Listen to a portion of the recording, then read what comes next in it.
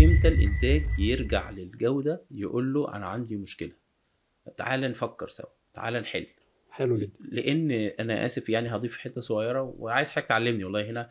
معظم الجزء بتاع الانتاج بيمثل بالحس ساعات يعني تمام. شماعة، هو انا عايز انتج كمية والجودة شماعة على الجودة. لا انا هقول كلمه تانية اتفضل. يعني انا برضه زيها يعني.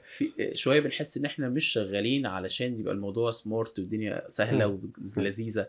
ساعات بنحس وده طبيعه منتج، قد صح. تكون طبيعه ماتيوريتي عند الناس، نضج عند الناس وطريقه شغل.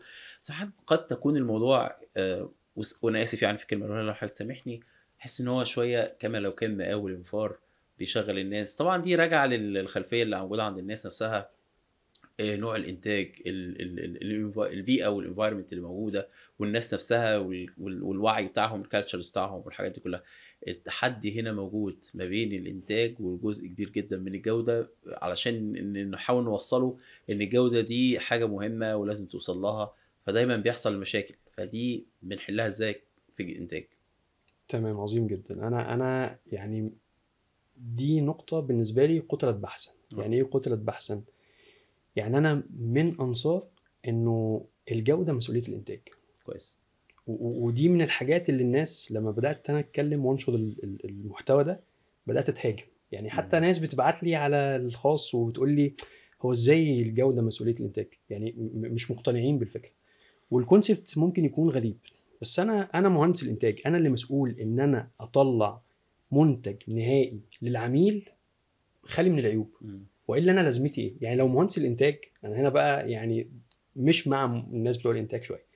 لو مهندس الانتاج بيقول انا ماليش علاقه بالانفنتوري، ده مسؤوليه السبلاي تشين. انا ماليش علاقه بالجوده، ده مسؤوليه الناس بتوع الجوده.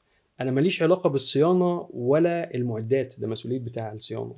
فنفس الكونسبت اللي حضرتك قلته. طب انت جاي تعمل ايه؟ بالظبط. ماليش علاقه بالتخطيط، ده مسؤوليه الناس بتوع التخطيط. انت دورك ايه؟ دورك انك، انا اسف بقى، انا يعني هعلي شويه عبيله واديله. يعني مش عبيله واديله، ايه الفايده؟ انت التارجت انك الفيرست باس يلد.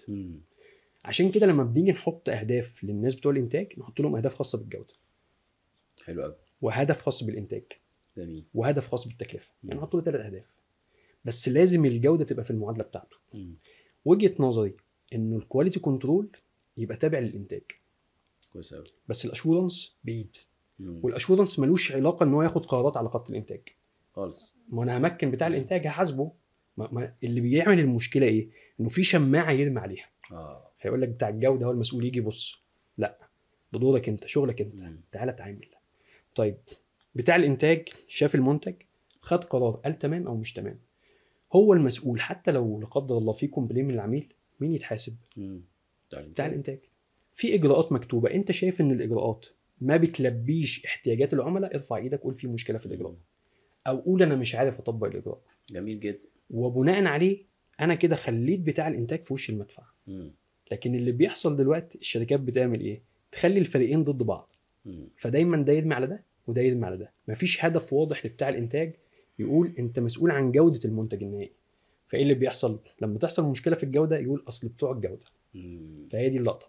عشان كده لو الكواليتي كنترول تابع لاداره الانتاج، يعني لو مدير الانتاج تحتيه قسم الكواليتي كنترول في الهيكل الاداري، وده برضه كونسبت ممكن يكون غريب شويه للناس. الناس يعني بالظبط كونسبت غريب. الناس تبقى ضدي في الكلام ده، بس ده يحل المشكله. ده يخلي بتاع الانتاج انا ممكنه، مديله ادواته اللي تخليه قادر يطلع منتج جودته كويسه، واقدر احاسبه على كده. بالظبط. فهي دي الفكره.